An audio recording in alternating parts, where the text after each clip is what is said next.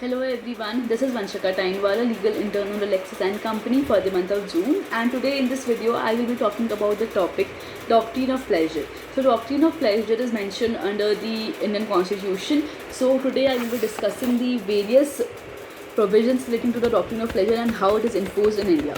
So basically the doctrine of pleasure is a common law rule. This doctrine has originated from the England. The doctrine of pleasure is a special prerogative of the British Crown. So basically in England, a servant of the Crown holds office during the pleasure of the Crown, and he can be dismissed from the service at the pleasure.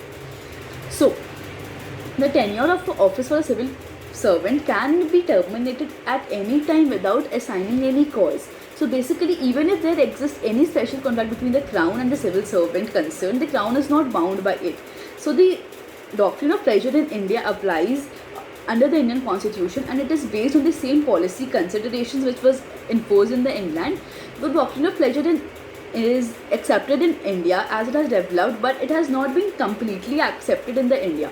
So the doctrine of pleasure is embodied in Article 310 Clause 1 of the Indian Constitution. It reads as follows: the tenure of the office of person serving the Union of State, except as expressly provided by the Constitution, every person who is a member of a defence service or of a civil service of the Union or of all India service, or holds any post connected with the defence or any civil post under the Union, holds office during the pleasure of the President, and every person who is a member of civil service of a state, or holds any post under the state, holds office during the pleasure of the governor of that state. So this is a general rule which operates except as expressly provided by the Constitution.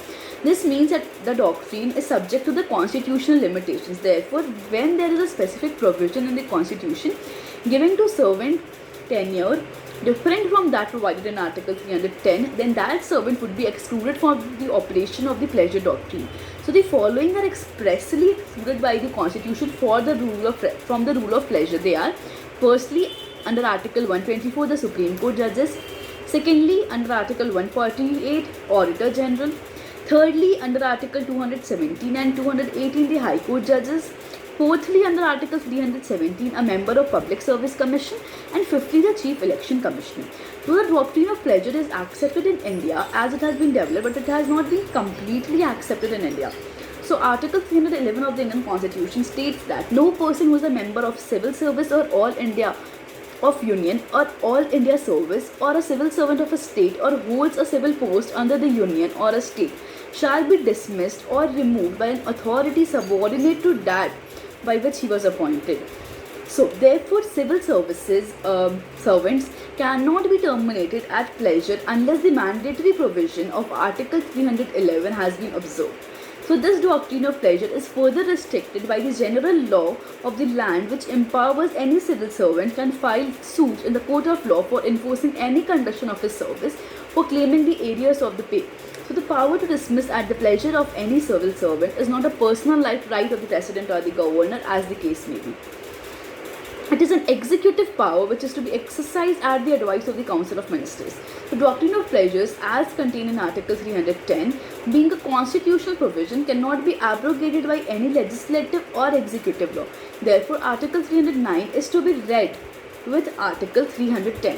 So there are further restrictions on the doctrine of pleasures, such as: firstly, the service contract entered between the civil servant and the government may be enforced. Secondly, the fundamental rights guaranteed under the constitutions are restrictions on the pleasure doctrine, and therefore this doctrine cannot be resorted to freely and unfairly. So Article 14, 15, 16 of the Indian Constitution impose limitations on the free exercise of the pleasure doctrine. Article 14 embodies the principle of reasonableness. The principle of reasonableness is antithesis of arbitrariness. Article 15 also restricts arbitrary exercise of power in the pleasure doctrine in the matter of services. Article 15 prohibits termination on the basis of religion, race, caste, sex, or place of birth, or any other thing.